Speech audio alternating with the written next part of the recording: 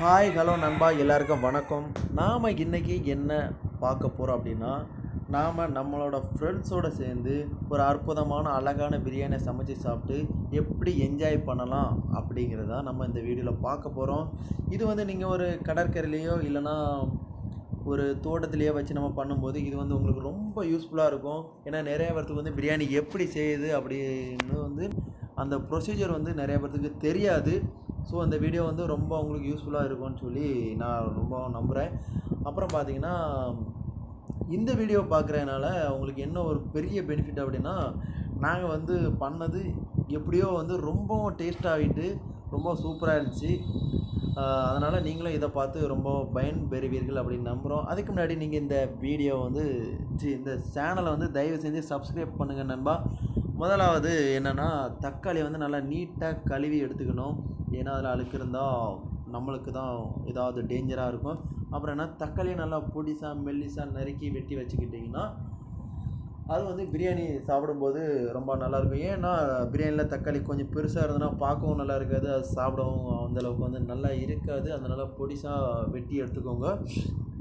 வெட்டி எடுத்துகிட்டு என்னென்னா, தக்காளியை நல்லா நீட்டாக ஒரு இதில் வந்து அள்ளி வச்சுக்கோங்க.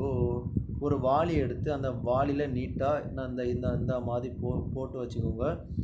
அப்புறம் என்னென்னா, மல்லி இலையை அந்த அடியில் இருக்க மூடு அந்த மண்ணோடு இருக்கிற அதை வெட்டி தூர போட்டுட்டு மல்லி இலையை நல்லா நீட்டாக பொடிசாக நறுக்கி எடுத்துக்கோங்க. அதில் ஏதாவது அழுகியோ அப்படிலாம் அந்த பிளாக் கலரில் இருந்துச்சுன்னா அதை தயவு செஞ்சு ரிமூவ் பண்ணி போட்டுருங்க. ஏன்னா அது நம்ம தான் சாப்பிட போகிறோம், நம்மளுக்கு தான் நம்ம இந்த பிரியாணி வந்து பண்ணிகிட்ருக்கோம் அப்படின்னு சொல்லி உங்களோட மைண்டில் நீங்கள் ஆல்ரெடி ஃபிக்ஸ் பண்ணிக்கோங்க. அப்புறம் என்னென்னு பார்த்தீங்கன்னா, மிளகா வந்து இதுக்கு ரொம்ப தேவைப்படும். ஏன்னா ரொம்ப காரசூரமான ஆட்கள் நம்ம. அப்புறம் உள்ளியவும் நீட்டாக கழுவி எடுத்துக்கோங்க. உள்ளியை கழுவி எடுக்கிறதுனால என்ன ஒரு நல்ல இது அப்படின்னா, நம்மளோட கண் வந்து எரியாது. அப்புறமா வந்து அதில் வந்து எந்த ஒரு அழுக்கு இருந்தாலும் அது வந்து நீங்கிரும். அப்புறம் உள்ளியை நல்லா நீட்டாக உள்ளியவும் என்ன செய்யுங்கன்னா பொடிசாக கட் பண்ணிக்கோங்க. இது தான் எங்களோட டீம் ஸ்குவாடு, உள்ளி வெட்டும் நண்பர்கள். இதுதான் எங்களோட உள்ளி ஸ்குவாடு, பல்லாரி ஸ்குவாட் அப்படின்னு சொல்லி இவங்களை வந்து சொல்லலாம். உள்ளி வெட்டுறதுக்கு வந்து இவங்க ரொம்பவும் அதிக திறமை வாய்ந்தவர்கள். இவரெலாம் வேறு லெவல் பிளேயர். வந்து இந்தியாவிலே பெரிய உள்ளி வெட்டும் போட்டியில் வந்து ஃபஸ்ட்டு ப்ரைஸ் எடுத்தவர் என்ன இவர் தான். இங்கே பாருங்கள், உள்ளி வெட்டுறதுக்கு நானும் இருக்கேன். பல்லாரி மூக்கனை பாருங்கள். நான் உள்ளி வெட்டில் வந்து ரொம்ப ஒரு ஸ்டைலிஷான பிளேயர் தான் இவர், உள்ளி வெட்டும் அதிபர். அப்புறம் என்னென்னா, உள்ளியை வந்து நீட்டாக சண்டை பண்ணாமல் வெட்டுங்க. இவங்க என்னன்னாக்கி ஃபஸ்ட்டு ஆரம்பத்தில் என்ன பண்ணாங்கன்னா, உள்ளியை வந்து கத்தி இல்லாமல் பல்லை வச்சே கடிச்சு அந்த அந்த மூடெல்லாம் வந்து பிச்சாங்க. அப்படி தயவு செஞ்சு பண்ணாங்க. ஏன்னா அது ஒரு பாய்சன் பல்லாரி ஆயிரும். இப்போ பல்லாரியாக இருக்குது, அவங்க பல்லை வச்சு கடிக்கினா பாய்சன் பல்லாரி ஆயிரும். உள்ளியை வந்து இந்த மாதிரி நீட்டாக நான் இதை கத்தியை வச்சு கட் பண்ணி ரிமூவ் பண்ணிக்கிட்டிங்கன்னா ரொம்ப நல்லாயிருக்கும். ஏன்னா அந்த இதெல்லாம் நம்ம சாப்பிட்டுட்டோம்னா நம்மளுக்கு வயிறு வலி ரொம்பவும் அதிகமாகிரும். அப்புறம் என்ன, உள்ளியை நல்லா பொடிசாக நறுக்கணும். எப்பண்டா நறுக்குவீங்க, கொஞ்சம் நறுக்கி தொலைங்கடா, வீடியோ போயிட்டுருக்குடா. பாருங்கள், உள்ளியை நல்லா பொடிசாக நறுக்கணும். டே நறுக்குடா. இப்போ பார்த்தீங்களா, நல்லா நீட்டாக பொடிசாக நறுக்கி வச்சுருக்காங்களா? இதே மாதிரி தான் நீங்கள் நறுக்கணும். உங்களுக்கு வந்து உள்ளி வெட்டும் போதே அதில் ஒரு 4-5 பேர் ஏதாவது காமெடி பண்ணி அப்படியே அதே உங்களுக்கு ஒரு ஜாலியாக தான் இருக்கும். ஸோ நல்ல ஒரு என்ஜாய்மெண்ட்டாக இருக்கும். உள்ளி இந்த மாதிரி ஒரு தனியாக ஒரு பாத்திரத்தில் எடுத்து வச்சுக்கோங்க. அப்புறம் என்னென்னா, இது வந்து அந்த என்னது இது புதினா அப்படின்னு நினைக்கிறேன், புதினாவாக தான் இருக்கும். அதை வந்து கொஞ்சம் அடிபட்டிருந்தாலும் அந்த இலையை ரிமூவ் பண்ணிடுங்க தயவு செய்து. அப்புறம் வந்து என்ன பண்ணால், சிக்கன் வந்து பிரியாணியில் போடுறதுக்கு முன்னாடி சிக்கனை நீட்டாக கழுவிட்டு சிக்கன் மசாலாவை வந்து அதில் போட்டு நல்லா கிண்டி வைக்கணும். ஏன் அப்படின்னா, அப்போ தான் சிக்கனில் வந்து அந்த மசாலாலாம் நல்லா பிடிக்கும். அதில் உப்பு எல்லாமே கரெக்டாக உள்ளே வந்து ஏறி இருக்கும். அப்போ தான் நம்ம சாப்பிடும்போது வேறு லெவலில் இருக்கும். இந்த பாருங்கள் அவர் வந்து என்ன பண்ணுறாரு அப்படின்னு சொல்லி இந்த மாதிரி நீங்கள் வந்து பண்ணி வச்சுக்கணும். அப்புறம் அதுக்கு வந்து கொஞ்சம் உப்பு, அப்புறம் என்ன பண்ணணும்னா கொஞ்சம் தயிரும் இடணும். அவர் இப்போ இடுவார் தயிர். அண்ணா போச்சு, மண்ணில் விழுந்துருச்சு. போச்சு. எவ்வளோ 100 ரூபா லாஸ் ஆகிட்டு, 100 ரூபா லாஸ் பண்ணிட்டாரு. இந்த மாதிரி நீங்கள் மண்ணில் விழாமல் கொஞ்சம் கேர்ஃபுல்லாக ஹேண்டில் பண்ணணும். அப்புறம் என்னன்னாக்கி பிரியாணி அரிசியை கொஞ்சம் ஆல்ரெடி ஒரு தண்ணி ஊற்றி நல்ல தண்ணியில் ஊற போட்டுருங்க. இங்கே இங்கே பாருங்கள். அப்புறம் நம்மளுக்கு என்ன தேவை, பச்சடி தேவை. நம்ம வந்து உள்ளியை நல்லா பொடிசாக வெட்டிக்கிட்டு அதில் தயிரை விட்டு நம்ம வந்து நல்லா பிணைஞ்சி வைக்கணும். பிரியாணிக்கு வந்து ஒரு நல்ல ஒரு சைட் டிஷ் அப்படின்னா அது வந்து தயிர் தான். பாருங்கள், தயிரை ஊற்றி நல்லா அதை வந்து பிணைஞ்சி வைக்கணும். தயிர் வந்து போதுமான அளவு விடுங்க. கொஞ்சம் அளவு உள்ளி எந்த அளவுக்கு இருக்கோ அதுக்கு கரெக்டான அளவு உங்களுக்கு வந்து தெரியும். அந்தளவுக்கு நீங்கள் வந்து தயிரை விட்டாலே போதும். நல்லா இப்படி செய்கிறதுக்கு முன்னாடி என்ன செஞ்சுன்னா, கையை வந்து கம்புட்டுக்குள்ளேயோ கவட்டைக்குள்ளேயோ விட்டு வந்து நல்லா சொரிஞ்சிக்கிட்டு வந்து நீங்கள் வந்து பண்ணனாக்கி அது வந்து அசிங்கமாக இருக்கும். ஏன்னா அதை நம்ம தான் சாப்பிட போகிறோம். அதனால் கையை நீட்டாக கழுவிட்டு பண்ணுனா உங்களுக்கும் நல்லது, எங்களுக்கும் நல்லது. சரியா? அதனால் ஆனால் இவர் வந்து என்ன பண்ணியிருக்காருன்னா, கை நீட்டை தான் கழுவிட்டு வந்து பசஞ்சிட்டு இருக்கார்.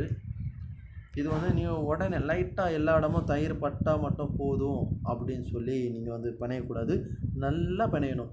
நல்லா பிணைஞ்சால் தான் நம்ம சாப்பிடும்போது நல்லா இருக்கும்.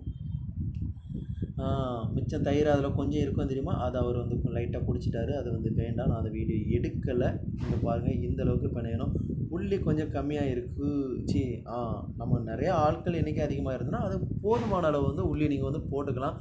நாங்கள் வந்து ஆள் எண்ணிக்கை கொஞ்சம் அதிகம், ஒரு 36 பேர்கிட்ட இருந்ததுனால உள்ளி கொஞ்சம் போட்டிருக்கோம். இந்த பொசிஷனில் கரெக்டாக குத்த வச்சு இருந்துக்கோங்க. பார்த்தீங்களா நம்ம தலைவர் எந்த அளவுக்கு குத்த வச்சு இருந்திருக்காருன்னு. அப்புறம் இடையில லைட்டாக தொட்டு அந்த ப்ரொசீஜர் மூலமாக தொட்டு நக்கி உப்பு காணுமா காணாதா அப்படின்னு பார்த்து கூட கொஞ்சம் உப்பு போட்டுக்கிடுங்க. ஏன்னா நீங்களாம் சோத்தில் உப்பு தான் போட்டு சாப்பிட்றியாடா அப்படின்னு சொல்லி நிறைய பேர் கேட்பாங்க. அதனால் அப்புறம் என்னென்னா, அது வந்து நல்லா மணக்கிறதுக்காக என்னென்னா கொஞ்சம் மல்லி இலை, நல்லா சுத்தமான மல்லி இலையில் நல்லா பொடிசாக நறுக்கி கொஞ்சம் மேலே ஆட்டில் தூவி விட்டுக்கோங்க. அப்புறம் என்னது, கேரட் வந்து மறந்து போச்சு, இப்போ தான் போடுறோம். கேரட் வந்து என்னென்னா பெருசாக போட்டுறக்கூடாது. கேரட் நல்லா பொடிசாக நறுக்கி போடணும். அப்போ தான் அது வந்து வேறு லெவலில் டேஸ்ட்டு வந்து நம்மளுக்கு தனியாக கொடுக்கும். அப்புறம் கொஞ்சம் மிளகா வந்து பொடிசாக வெட்டி போட்டுக்கணும். அப்போ தான் காரம் சூரமாக இருக்கும்.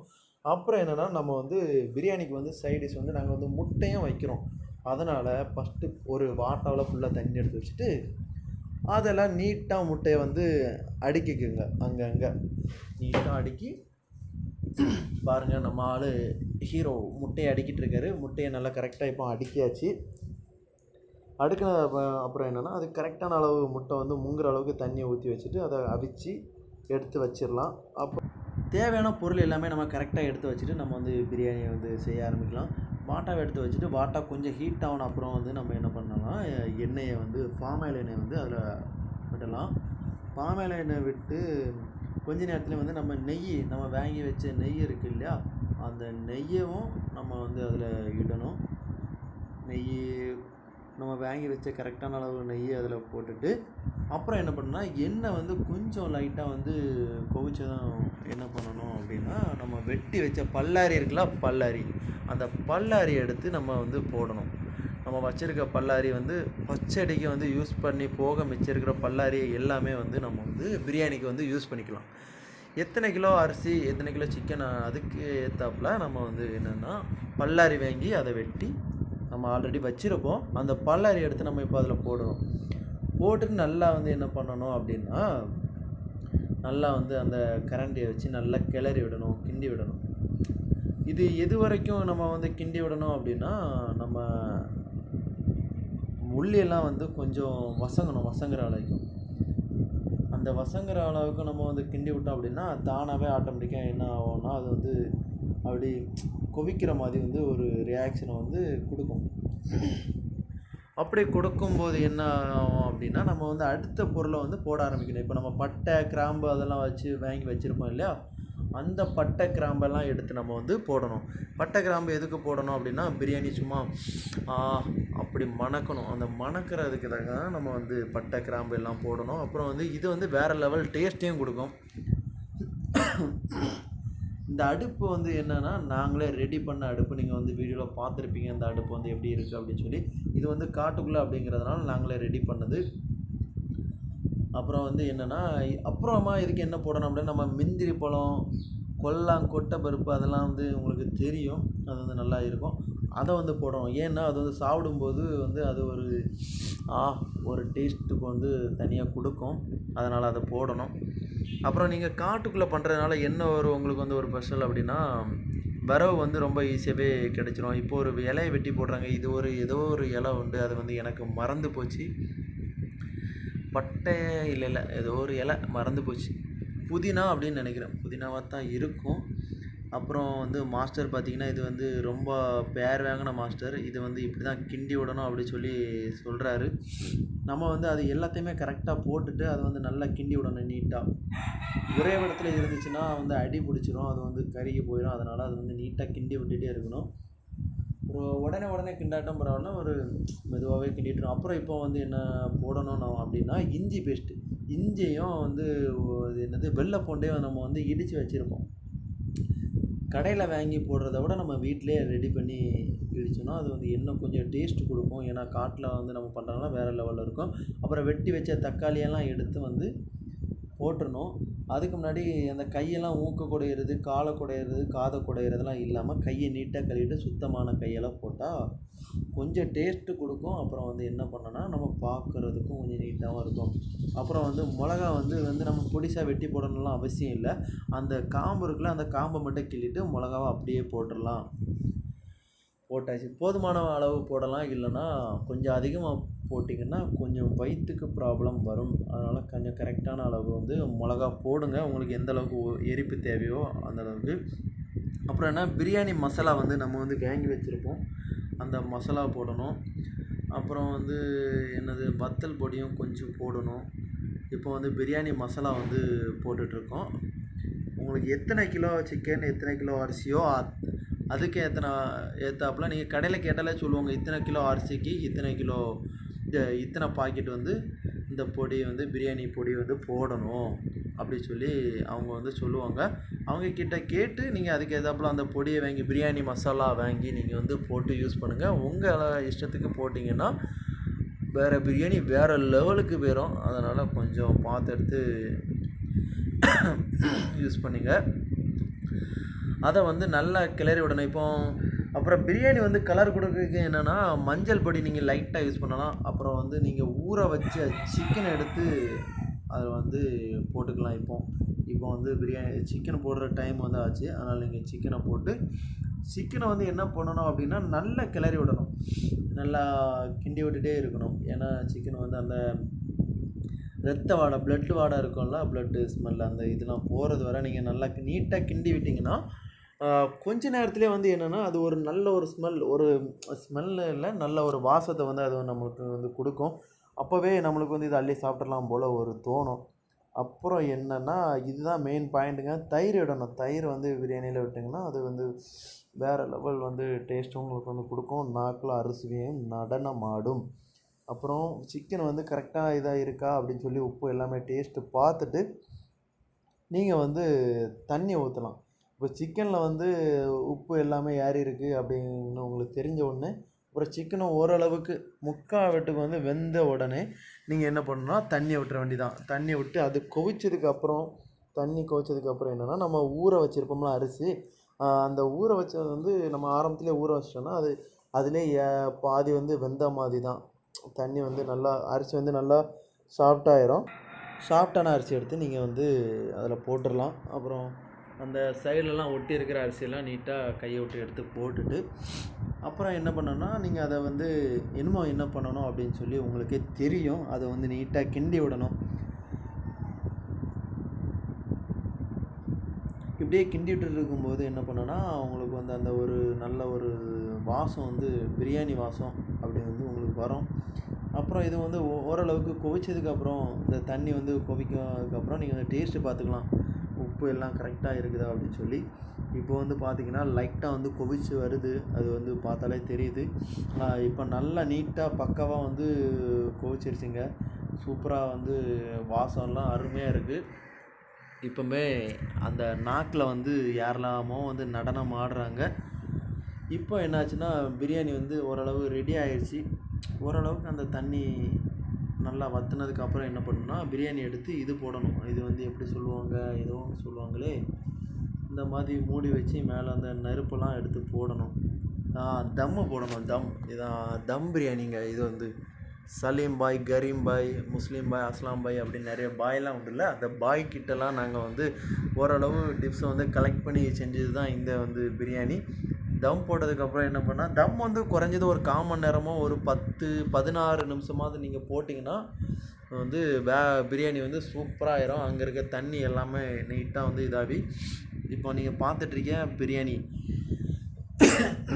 இப்போ வேறு லெவலில் வந்து நீங்கள் பார்த்துட்ருக்கீங்க. சூப்பராக தான் இது நாங்கள் பண்ணது தான். எந்த ஒரு கேலுமே எந்த ஒரு மாஸ்டருமே வச்சு நாங்கள் பண்ணது இல்லை. நாங்கள் வந்து ஃப்ரெண்ட்ஸாக என்ஜாய் பண்ணி பண்ண பிரியாணி தான் இது.